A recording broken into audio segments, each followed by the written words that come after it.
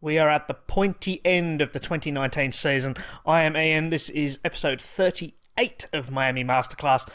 We are very, very close to securing the division title and possibly, very possibly, going quite deep into the playoffs. We do have a little bit to discuss just before we get underway because it is, of course, September 1st. So we have got roster expansion. I'm not going to tinker too much. I'm not going to be bringing too many guys up. I'm only bringing up two. Firstly is the shortstop Michael Chavis. Remember we picked him up in the trade with Oakland during the off-season. He's done all right in AAA. Hasn't done very well, I must admit, but he certainly deserves a crack in the big time because, I mean, he did make a very few appearances with Oakland last year, so he deserves another shot to hold his position in the active roster. And we've also brought up a relief pitcher. You probably heard of him before, Addison Reed. He was down in AAA. We demoted him after he annoyed me a few too many times. But in AAA, he's been doing very well. He's been putting up very, very good numbers, so he certainly deserves to come up as well, and just to fill out that bullpen a little bit more. If we have a look, actually, at our AAA team, we don't have anyone that really stands out. There's a couple of players, like I'd like to see someone like Arturo Rodriguez, for instance, but I don't think he's quite ready. There's no one in this team that really stands out that sort of deserves a call-up, even including the pitchers, which I don't have their statistics up for. But the one that I really wanted to see, who's of course already come up because of injuries, is this man, Avery Romero.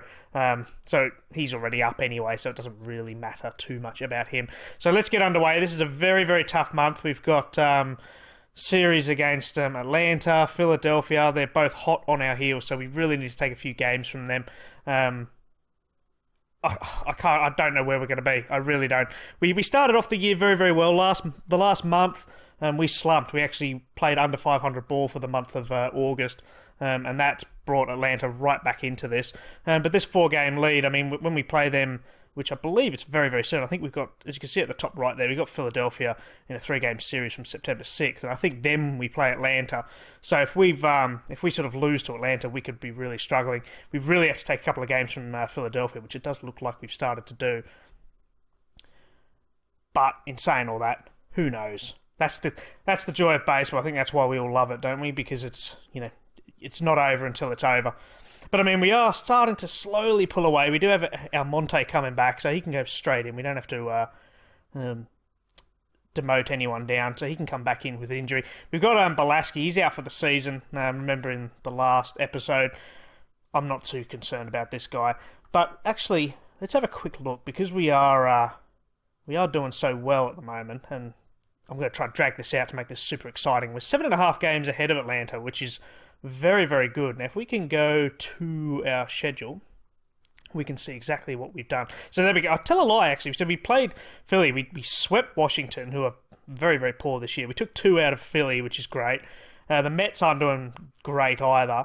And then we've got this. This is the 6-game series that I really want to pay close attention to. Actually, 7. Sorry, we play the Braves 4 times and the Phillies 3. So 7-game series, 7 games, I should say, of 2 series there. And then we've got Atlanta again there. Of course, our only real advantage is we've got Milwaukee, and then we take on Washington and then the Mets to finish. So we've got quite a good run into the playoffs, which means that theoretically we could, we've probably got a better finish to the season, a better run in. Hopefully Atlanta and Philly are playing each other. That'd be fantastic, so they can knock each other silly. But we are doing very well here. We've actually increased our lead to 8.5 games. Now, Youngman's out for 4 days. I'm not going to do too much about that. We will just have a quick look at the news before we carry on. Anyone that really stands out?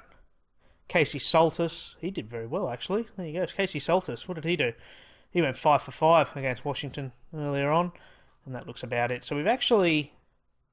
let's go back to our schedule, because we've just lost a game to Atlanta. There you go. So that's why it's important. That first win really helped. If we can split this series, I'd love to win it, but if we can split it, that'll really help us.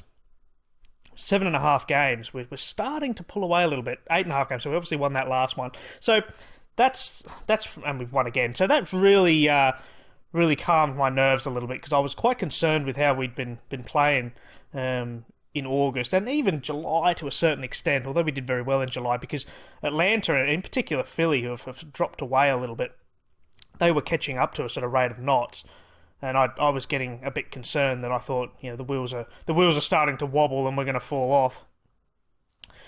But that's a real blow. We've just lost Kyle Schwarber for 4 weeks, and he's been huge for us. That's a real concern. He's been doing very, very well. Although, in saying that, he hasn't been doing that fantastically in the last few games. So losing him's a major blow. So what I'll do is, not that it really matters, place him on the disabled list. 60 days too long, isn't it? So 15 days. And what we'll do is I will actually promote that Arturo Rodriguez, because we've got Raul Muto, but he's our only catcher. So Arturo, you can come up. Now, he hasn't... He did. He came up in the September call-ups in 2016. Didn't really do very much, did he? I'm not expecting him to play because we do have Raul Muto, who's actually been putting up really, really poor numbers. As we have a look, he's playing terribly this year. But now he's got the catcher role as his own because of the loss of Schwarber. Hopefully he can step up. But that's a huge blow because he's been really, really poor. As we got our next 3-game series against Atlanta here. Let's see how we do. So we're 8.5 games ahead. Oh, and we've just lost Addison Reed with a tired arm for 2 weeks. So let's put him on the disabled list as well. No real need for it. And we'll get cracking as we just lost to Atlanta. This is where if they sweep us here, we're in trouble.